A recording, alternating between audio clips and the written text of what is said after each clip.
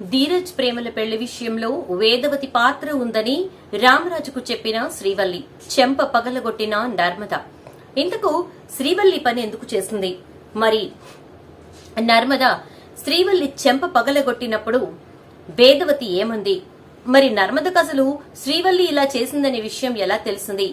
ఇప్పుడు అర్జెంటుగా ధీరజ్ ప్రేమల పెళ్లి విషయం గురించి శ్రీవల్లి ఎందుకు రామరాజుకు చెప్పింది? ఇదంతా కూడా వీడియోలు చూసి తెలుసుకునేద్దాం. ఇల్లు ఇల్లాలు పిల్లలు అప్కమింగ్ ఎపిసోడ్స్ లో ఏం జరగబోతోందనేది ముందుగా తెలుసుకోవడానికి వీడియోని లైక్ చేసి ఛానల్ ను సబ్స్క్రైబ్ చేసి పక్కనే ఉన్న బెల్ ఐకాన్ లో ఆల్ ట్యాప్ చేయండి.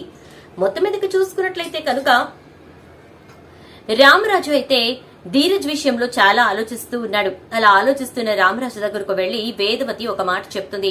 మీరు బిడ్డ గురించి ఆలోచిస్తున్నారు సరే, కానీ వాడికి ఇష్టమైనట్టుగా వాడిని ఎదగనివ్వండి. మీలాగే వాడు కష్టపడి పైకి రావాలనుకుంటున్నాడు, ఆ విషయంలో మీరు అడ్డు చెప్పకండి అంటుంది. మీ ఇష్టం వచ్చినట్టు చేసుకోండి, నేనెంత మాట్లాడినా మీరు నా మాట వినిపించుకోరు కదా అని చెప్పి రామరాజు అంటాడు. ఇక అలా అన్న తర్వాత ఈలోపు వేదవతి తమ్ముడు వచ్చి, బావా ఊర్లో దొంగలు పడ్డారంట, ఒకేసారి 10 ఇళ్లలో డబ్బులు నగలు ఎత్తుకుపోయారట అని చెప్పని అనగానే ఇక రామరాజు ఇంట్లో 10 లక్షల వరకు క్యాష్ ఉంది, ఇంకా అందరి బంగారము ఉంది, కాబట్టి మొత్తం అంతా జాగ్రత్తగా లాకర్ లో పెట్టేద్దాం, మొత్తం అన్ని తీసి రేపటికల్లా రెడీ చేయండి అని చెప్పి చెప్పడంతో పాటు ఇక వేదవతి తోటి కోడళ్ళకు కూడా విషయం చెప్పు అంటాడు. కోడళ్ళక సరే సరే అంటూ శ్రీవల్లి శ్రీవల్లి అని పిలుస్తుంది. జేంటత్తయ్య గారు అంటుంది శ్రీవల్లి.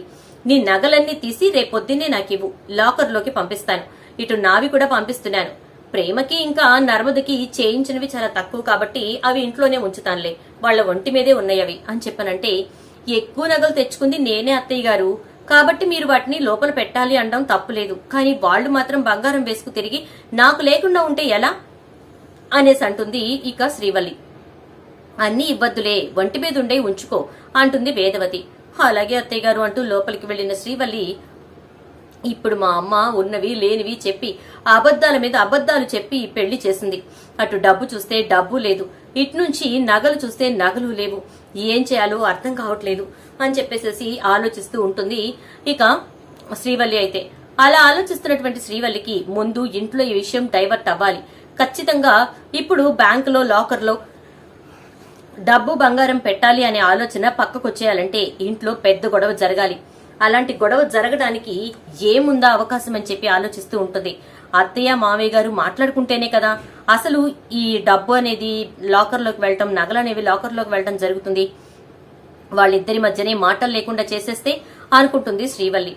అలా ఎలా చేయాలబ్బా అని ఆలోచిస్తూ ఉండగా ధీరజ్ ప్రేమల పెళ్లి విషయం గుర్తుకొస్తుంది. అవును, మొన్న వీళ్ళు మాట్లాడుకున్నారు కదా, వెంటనే ఈ విషయం చెప్పడం ఎందుకు, అవకాశం వచ్చినప్పుడు ఉపయోగించుకుందామని చెప్పేసి నేను ఆగాను, ఇప్పుడు అవకాశం వచ్చింది అని అనుకుంటూ మామయ్య గారు అనుకుంటూ వెళ్తుంది శ్రీవల్లి. ఏంటమ్మా శ్రీవల్లి అంటే, మీతో ఒక ముఖ్యమైన విషయం చెప్పాలి మామయ్య గారు, ఈ ఇంటి పెద్ద కోడలిగా నా బాధ్యత నేను నెరవేర్చాలి కదా, అందుకే ఇంటి పెద్ద కోడలిగా మీకు నేను చెప్పాల్సింది చెప్పాలి మామయ్య గారు అంటుంది.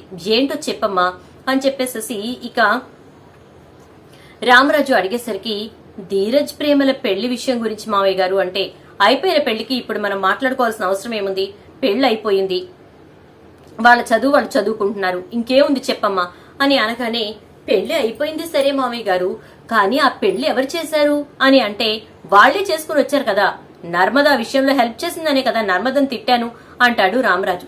అలా అని మీరు అనుకుంటున్నారు, కానీ ఈ పెళ్లికి నర్మద ఒక్కతే కాదు, మా ఇంట్లో ఇంకొకళ్ళు కూడా ఉన్నారు అంటుంది. ఇక ఇక్కడ వేదవతి ఏమో పెరట్లో బట్టలు ఆరేస్తూ ఉంటుంది. ఇక్కడ లోపల జరిగే విషయం వేదవతికి తెలియదు. అప్పుడు ఇంట్లోకి వస్తున్న నర్మద శ్రీవల్లి రామరాజుతో మాట్లాడటం వింటుంది. ఇంకొకళ్ళున్నారా, ఎవరున్నారమ్మా అంటే, ఏ విషయం గురించి మాట్లాడుతోంది శ్రీవల్లి, మామయ్య గారికి ఎప్పుడూ ఏదో ఒక అగ్గిపుల్ల అంటించడం తప్ప దీనికి పనే ఉండదు అనుకుంటూ నర్మద నిలబడి వింటూ ఉంటుంది. అదే మామయ్య గారు, ధీరజ్కి ప్రేమకి పెళ్లి చేసిన విషయంలో మీరు నర్మదని తిట్టారు సరే, కానీ అసలు సూత్రధారి అసలు పాత్రధారి వేరు, అసలు దీంట్లో నర్మదికి ఎటువంటి సంబంధం లేదు, పెళ్లి జరిపించింది జాగ్రత్తగా ఇంటికి తీసుకొచ్చింది ఎవరో కాదు మామయ్య గారు, అత్తయ్య గారే అని చెప్పానంటుంది. ఏంటి, వేదవతి అలా చేసిందా అని అంటూ ఉంటే, అవును మామయ్య గారు, దగ్గరుండి అత్తయ్య గారే వాళ్ళిద్దరు పెళ్లి చేసి ఇంటికి తీసుకొచ్చారు, ఇక్కడ దాకా వచ్చి అత్తయ్య గారు గుడికి వెళ్ళిపోయారు, వాళ్ళు ఇంటికి వచ్చారు, ఆ తర్వాత అత్తయ్య గారు నిదానంగా వచ్చారు, మీరు ఒకసారి జరిగింది గుర్తు తెచ్చుకోండి అని చెప్పని అంటుంది. అయినా నువ్వు అప్పుడు లేవు కదా అంటే, మీరు ఒకసారి ఒకానొక సందర్భంలో ఇంట్లో అంటూ ఉంటే విన్నాను, అదే గుర్తు పెట్టుకున్నాను మామయ్య గారు. అత్తయ్య గారే ఈ పెళ్లి చేశారు అనడానికి నా దగ్గర సాక్ష్యం ఉంది. అంటే మొన్న అత్తయ్య గారు నర్మదా మాట్లాడుకోవటం నేను విన్నాను మామయ్య గారు. ఒకవేళ ఇది అబద్ధమైతే నేను ఇప్పటికిప్పుడు బట్టలన్నీ సర్దుకుని మా పుట్టింటికి వెళ్ళిపోతాను. ఇది అబద్ధం కాదు అంటే కనుక అప్పుడు మీరేం చేయాలో అది చేద్దురు గాని అంటుంది శ్రీవల్లి. ఇక అప్పుడు వేద భుజమా భుజమా అని చెప్పి పిలుస్తాడు ఇక రామరాజు. వెంటనే పెరట్లో నుంచి లోపలికి వస్తుంది ఇక వేదవతి. అయితే ఈ లోపు నర్మద చాలా షాక్ అయిపోతుంది. అసలు ఇప్పుడు దీనికి ఈ విషయం గురించి మాట్లాడాల్సిన అవసరం ఏమొచ్చింది, ఎందుకు మామయ్య గారికి ఈ విషయం గురించి చెప్పింది అనుకుంటూ చాలా ఆలోచిస్తూ నర్మద లోపలికి వస్తుంది. ఏంటండి ఏమైంది, ఎందుకు పిలుస్తున్నారు? అయ్యో నామతి మండ, నేను బట్టలు ఆరేస్తూ ఉన్నాను కదా అంటుంది ఇక వేదవతి. బట్టలు తర్వాత ఆరేద్దు గాని ముందు ఈ విషయం నాకు తెలుసు అని చెప్పని అంటాడు. ఏంటండి ఏ విషయం గురించి అడుగుతున్నారు మీరు అని చెప్పి వేదవతి అడిగేసరికి, ధీరజ్ ప్రేమల పెళ్లి ఎవరు చేశారు అని అంటే, నర్మద చేసిందని నర్మదని తిట్టారు కదా, మళ్ళీ ఇప్పుడు కొత్తగా ఎందుకు ఈ ప్రశ్న వచ్చింది అంటుంది వేదవతి. కొత్తగా రావడం కాదు, నాకు ఒక అనుమానం వచ్చింది. ఈ పెళ్లి నువ్వే దగ్గరుండి చేశావు కదూ అని చెప్పని అంటాడు. ఏం మాట్లాడుతున్నారండి, శ్రీరామ నేను చేయటం ఏంటి అని అంటుంది. భుజమ్మ, నీకు అబద్ధం చెప్పటం రాదు, అబద్ధం చెప్పే ప్రయత్నం అస్సలు చేయకు అని చెప్పని అంటాడు రామరాజు. ఇక ఏం మాట్లాడాలో అర్థం కాక నర్మద వంక చూస్తూ ఉంటే శ్రీవల్లి అంటించి ఇసిరేసింది అని అంటుంది. ఏంటి ఇదా అని చెప్పి సైగలు చేసుకుంటూ అంటే అది అండి అంటూ ఉంటుంది ఇక వేదవతి.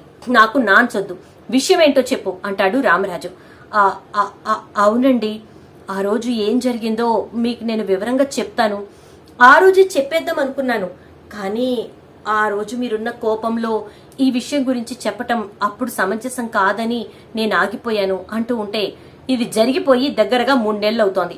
ఇప్పటి వరకు మరి దాని గురించి నాకు ఎందుకు చెప్పలేదు, అసలు ఏం జరిగింది అని చెప్పి నాకు చెప్పుంటే ఈ రోజు ఇంకొకళ్ళు వచ్చి ఈ విషయం గురించి మాట్లాడినప్పుడు నేను ఖండించడానికి ఉండేది కదా.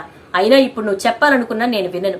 అసలు నీకెంత ధైర్యం, వాడికి ఆ పిల్లకి కలిపి పెళ్లి చేయటానికి, అది నాకు తెలియకుండా. ఇదేనా, ఇంకేమైనా చేస్తున్నావా అంటాడు. శ్రీరామ, ఈ ఒక్క విషయంలో తప్ప ఏ రోజు మీ మాట నేను దాటలేదండి, మిమ్మల్ని దాటి నేనేమీ చేయలేదండి అంటూ ఉంటుంది.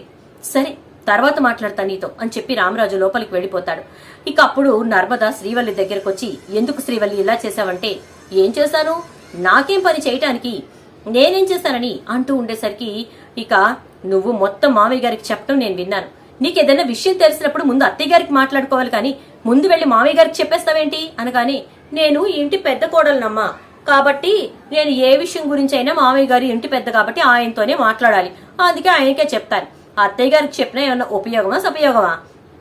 ఆవిడ విని ఊరుకునే మనిషే, కానీ ఇప్పుడు అందులోనూ ఇక్కడ దోష అత్తయ్య గారు కాబట్టి అత్తయ్య గారికి చెప్తే ఉపయోగం ఏముంది, మామయ్య గారికి చెప్తే తీర్పు కరెక్ట్ గా చెప్తారు అనగాని, ఇందులో నీకు కావాల్సిన తీర్పు ఏంటి అంటే, ఇందులో నాకు కావాల్సిన తీర్పు ఏంటి, అసలు ధీరజ్ ప్రేమ అలా పెళ్లి చేసుకోవడానికి అత్తయ్య గారు ఎందుకు హెల్ప్ చేసినట్టు? అత్తయ్య గారికి ఏం అవసరం, వాళ్ళ పుట్టింటిని ఎలా అయినా ఇంట్లో కలపాలనే కదా, ఆ ఇంటికి మన ఇంటికి అగ్గిపుల్లేస్తే బగ్గుమంటుంది. మరి అలాంటప్పుడు ఈ 2 కుటుంబాలు కలపాలని చెప్పి ఈవిడ గారు ఈ ప్రయత్నం చేయటం తప్పు కదా అనగానే, నువ్వెంత, నీ వయసు ఎంత, నువ్వు వెళ్లి అత్తయ్య గారు నించేదాని అయ్యావా అని చెప్పేసి ఇక నర్మదకి కోపం వచ్చి శ్రీవల్లి చెంప చెడులు మరిపిస్తుంది. ఇక శ్రీవల్లి చెంప పట్టుకుని, చూసావా అంటూ ఇక శ్రీధర్ దగ్గరకు వెళ్తుంది. అప్పుడు చందు దగ్గరకు వెళ్తుంది. ఇక వెంటనే చందు అయితే, ఏంటి ఏం జరిగింది అంటే, చూడు బా, నేనేదో తప్పు చేసినట్టు నర్మద నన్ను కొట్టింది బా అని చెప్పని అంటుంది. నర్మదా ఏం జరిగింది అంటూ చందు వెళ్లేసరికి, బావగారు ఇది జరిగింది అని చెప్పి మొత్తం చెప్తుంది నర్మద. నీకెందుకు శ్రీవల్లి, అసలు ఆ విషయం గురించి ఇప్పుడు నువ్వు ఎందుకు మాట్లాడినట్టు తెలిసింది, తెలిసినప్పుడు నాకు చెప్పాలి, లేదా అమ్మని వెళ్లి అడగాలి, అంతవరకే. కానీ అసలు నీకు సంబంధం లేని విషయం గురించి నువ్వెందుకు వెళ్లి నాన్నతో చెప్పావు? నర్మద కోపం రావడంలో తప్పే ఉంది, ఇప్పుడు ఇంట్లో ఎంత రణరంగం జరుగుతుందో ఏంటో అనుకుంటూ ఉంటాడు. రాత్రికి భోజనానికి రాడు రామరాజు, తర్వాత రోజు కూడా భోజనానికి రాడు. అసలు ఏం జరుగుతోంది ఇంట్లో అని చెప్పేసి వేదవతి రామరాజు రూమ్ కి వెళ్తే రామరాజు ఇంట్లో ఉండడు. ఏం చేయాలో అర్థం కాక అందరూ ఇల్లంతా వెతుకుతూ ఉంటారు. అక్కడ ఒక చిన్న ఉత్తరం రాసి పెట్టి వెళ్తాడు. డబ్బు బంగారం జాగ్రత్తగా పెట్టుకోండి, ప్రతి నెల నేను డబ్బు పంపిస్తాను, వాటితో మీ అవసరాలు తీర్చుకోండి. నా కోసం ఎవరు వెతకొద్దు, నా కోసం రైస్ మిల్లుకి రావద్దు, ఎందుకంటే నేను ఇక అక్కడే ఉండబోతున్నాను. నా భార్య నన్ను మోసం చేసింది అని చెప్పి రాసి పెడతాడు. అమ్మయ్యా, ఇక్కడితో ప్రాబ్లం సాల్వ్. ఇంట్లో ఉన్న 10 లక్షలు జాగ్రత్తగా కొట్టేసి మా అమ్మకి ఇచ్చేసి, ఇప్పుడు నేను మా అమ్మ ఇచ్చింది అని చెప్పి బావకి ఆ డబ్బు తీసుకొచ్చిస్తే అక్కడితో సగం ప్రాబ్లం క్లియర్ అవుతుంది. ఇక నగలు దొంగలు ఎత్తుకుపోయారని చెప్పి ఒక డ్రామా ఆడాలి. దొంగల్లాగా మా నాన్ననే రమ్మనాలి. ఏం చేద్దాం అనుకుంటూ శ్రీవల్లి ప్లాన్ చేసుకుంటుంది. చూద్దాం మరి రాబోయే ఎపిసోడ్స్ లో ఏం జరుగుతుందో. వీడియో నచ్చితే లైక్ అయితే చేసి వీడియోని షేర్ చేయండి. అలాగే ఛానల్ సబ్స్క్రైబ్ చేసుకుని పక్కనే బెల్ ఐకాన్ లో ఆల్ ట్యాప్ చేయండి.